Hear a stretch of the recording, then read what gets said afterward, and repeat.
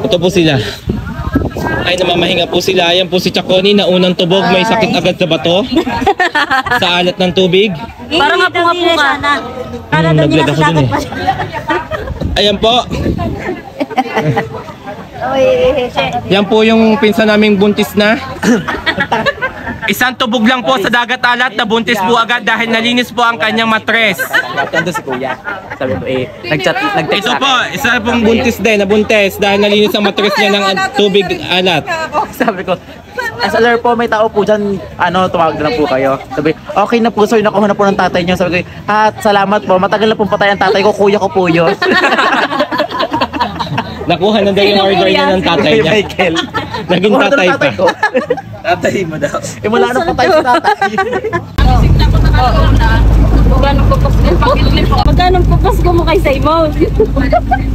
Ninang eh. Ninang ka! Nagulat. Wala, hindi ka pinag-invest ngayon tao. Noong nakaraan, wala ka na sabi ay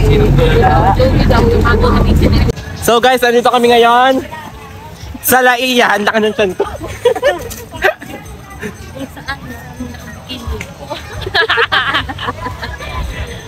Saan marami kang mga tao? Dito kayo sa likod ko. Hindi kita yan. Iikot ka lang iikot. Tapos iikot din tayo lang iikot. Ganun lang ano. Saan ako? Saan? Yun na, nakakalandi ka. So welcome back to my channel. It's me, Lee. Ano ba doon? Andito kami ngayon sa Barangay Laia, San Juan, Batangas, kung saan po ay naninipat po ng may mga nakabikini. Kaso po, lugi po ako at walang mga nakabrief. Kapag po, ay ganito, kapag po nakataas yung salamin ko, wala akong nakikita, pero pag ito ay binaba ko. May nakita siyang nakabra. Technique niya, Technique. Hoy, tingnan niyo po kung gaano kaganda ang buhangin. Ay, ang paa. Ang paa ay luya. Hindi pa ako nagsasunblock ulit. Ayan po. Deliver. Deliver pa kami. Uy, sumakay sila. Uy, tara mag-banana po. 300 nga isa. So guys, let's go. Puntahan natin yung mga kasamahan namin. Don Salveta mo ako.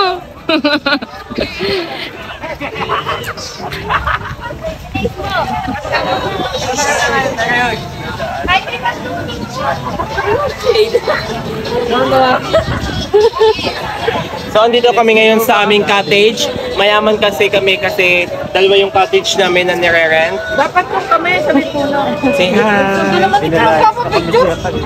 Nilayas na ko kami din dahil wala ko kami maibayad. Pati ka sa mukha namin po, balik-balik kami. Kami magdi-deliver lang ngayon. So guys, napakasaya ng aking experience dito sa Laia, San Juan, Batangas. At ngayon po ay patuloy po kami nandito sa tabing ng Dalampasigan kung saan po ay napakaalat ng tubig. Maalat pa po sa mukha ni call center at ni Ga at ni Kulot at ni Sol. Napakaalat po, Diyos ko po. Pag tinikman nyo ang inyong mga balat, ang alat, si Chaconi nga, si Chaconi. Ang tagal nakababad sa tubig. Aba nung umahon, unang tubog, may sakit sa bato, sa alat ng tubig. So nandito tayo, may isa akong kasamang bano. Yan, bano siya sa tubig alat. Yan. Shout out po. Hi, hello po sa mga taga Laia, Batangas. Hello. Hello po from Dora Lips. Thank you so much for watching guys. Napakaganda po talaga dito ng buhangin, pinong-pino. So mga kanguso, nakakatuwa naman po ang dagat dito sa Laia dahil unang tubog nyo, ang lalim agad hanggang dito. Pangalawang tubog hanggang dito. Sa gitna po ng tubig hanggang dito. Napakababaw po ng tubig sa gitna. Kung mapapansin nyo po, pag tubog nyo po dito, ang lalim agad sa bukana. Pero ang nakakapagtaka po dito sa tubig na ito, bakit pagpunta mo sa gitna, napakababaw. Nag-high tide and low tide din po dito sa dagat na ito. At talaga naman po may shocker po kaming nahuli. Yan. Siya po ang shokoy naming nahuli dito sa Laia, Batangas po.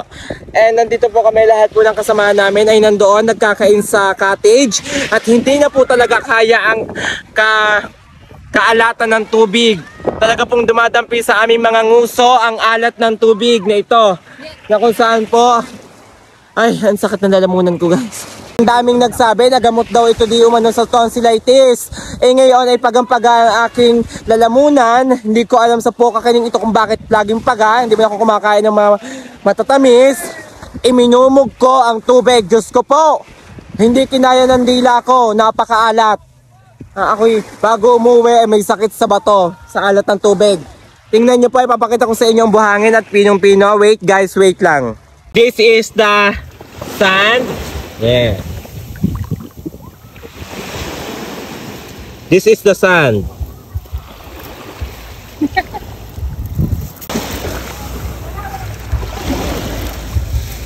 Ayan ang buhangin dito sa Laia, napakapino. So guys, ma-share ko lang po, dito po ang tubig sa dagat ng Laia, San Juan, Batangas ay napakapino po talaga ng kanyang buhangin kumpara sa iba dahil dito nga po nasanay kami sa Boragat ng Tanawan, Batangas. Kaya naman po ako'y nagtataka kung bakit po ako'y nanunuliya din ay wala akong makuhang tuliya at wala ni isang tuliya. Ang pinagtataka ko pa ay bakit walang mga suso sa tabihan. Mantalang sa Boragat ng Tanawan, Batangas ay napakadaming suso. Kainaman. Diba napakaganda dito oh.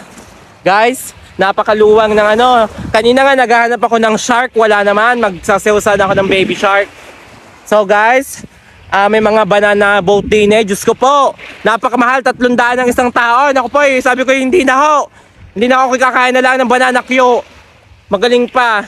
Ang daming alok ng alok din ng mga makapunong yan. May pagpa-pretest pa. Alam na ang aking tonsillitis ibukol na. Pagampaga ng lalamunan ko may pa-pretest may napakatamis naman. Kaya naman ako babalik ka sa cottage. At ako'y nagugutom na. Ay, hindi ko na kaya talaga ang gutom. Atin nyo yung pino ng buhangin din. Oh, pino kahit tuyo. So ito, papakita ko sa inyo guys. Papakita ko sa inyo guys ang aking mga kasamahan. Papakita ko sa inyo si Chaconi na may sakit na sa bato dahil nilunok na ng nilunok ang tubig ng dagat. Wait guys, tingnan nyo po, papakita ko po sa inyo. Andito po sila ngayon. Wait, ito po si Chaconi. Tingnan nyo po, wait. Ito po sila. Ay, namamahinga po sila. Ayan po si Chaconi na unang tubog, may sakit agad sa bato. Sa alat ng tubig. Parang nga po ka. Naglag ako dun eh. Ayan po. Yan po yung pinsan naming buntis na. Isang tubog lang po sa dagat alat na buntis po agad dahil nalinis po ang kanyang matres. Ando si Kuya. Sabi ko nag-chat Ito po, isa pong buntis din, nabuntis dahil nalinis ang matres niya ng tubig alat. Sabi ko, SLR po, may tao po dyan, tumawag na lang po kayo. Sabi, okay na po sir, nakuha na po ng tatay nyo. Sabi ko, salamat po, matagal na pong patay ang tatay ko, kuya ko po yun. Nakuha na daw yung order niya ng tatay niya. Michael. Naging tatay pa. Tatay mo daw. Mula na patay si tatay. Napagkama na mo. Ewan ko kung nag-reply ko.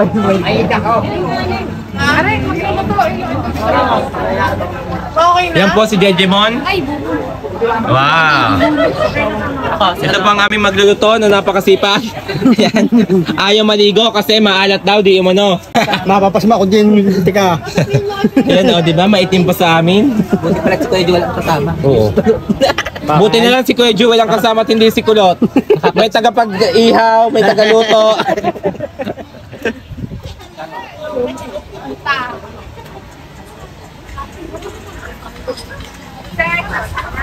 So guys, at bagong ligo na nga ako, nakapagpalit ako ng damit. Basta ko na lang itong kinuhang damit na to sa damitan ng kuya ko.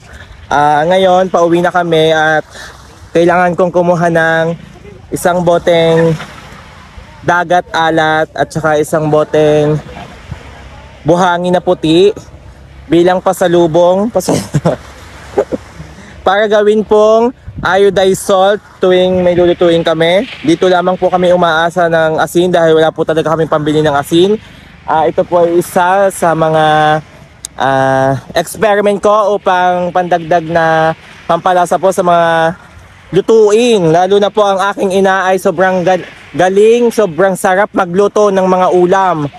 Sadyang amazing sa swimming po siya ay nagluluto ng sinigang na may ampalya. Papalagay ko po itong asin iodized salt galing sa Barangay Laia, San Juan, Batangas. At matatagpuan po sa aking likuran ang mga nagpipicturan. Ayan po, di ba? So kuha na tayo.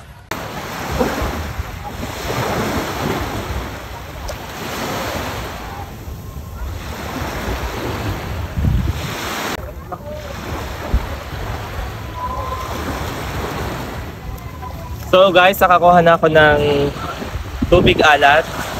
Ang susunod naman natin ay buhangin, puting buhangin na kung saan ay gagamitin namin pampagawa ng bahay.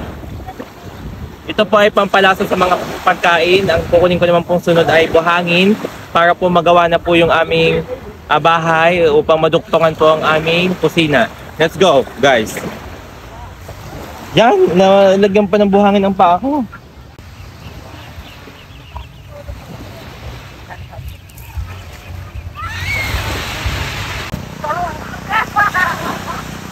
Diyos ko, kailan pa ito mapupuno, Ate Jose? Lalagay ko sa flower base. Tapos lalagyan ko ng halaman. Diyos ko, pinapupuno ari sa aking Coca-Cola ari, bago pa mapuno.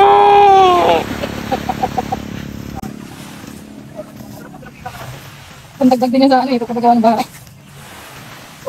Kung pagawa ng bahay ni Ate Jose. Hindi lang po kami talaga umaasa para po mabuo ang bahay namin dahil Dapat pala yung nagdala tayong sako. kaya nga dapat sako para sako-sako ang dala natin pa uwi. Oo nga, ang daming buhangin dito. Puti pa. Sabi, wag daw kunin yung ano, yung buhangin, mauubos. Sana all mauubos. Tapos ang nadakot ko ita ay ano, sa Hindi na napuno.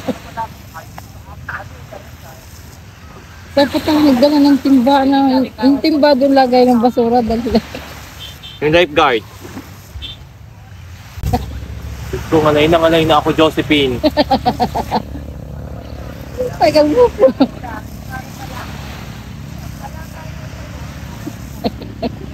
Oh, ang sakit na ng likod ko. Di mo, mas madami pang tapon na nalagay. Ayaw, puno na. Siksikin. Siksikin mo. Ayan po bilang souvenir dahil wala po akong pambili ng mga perlas ng silanganan dito at ang mamahal 300. Hanggang tubig na lamang po ako ng dagat alat at hanggang dito na lang po ako sa buhangin. At si Josephine po ay patuloy pong pinupuno ang kanyang lalagyan.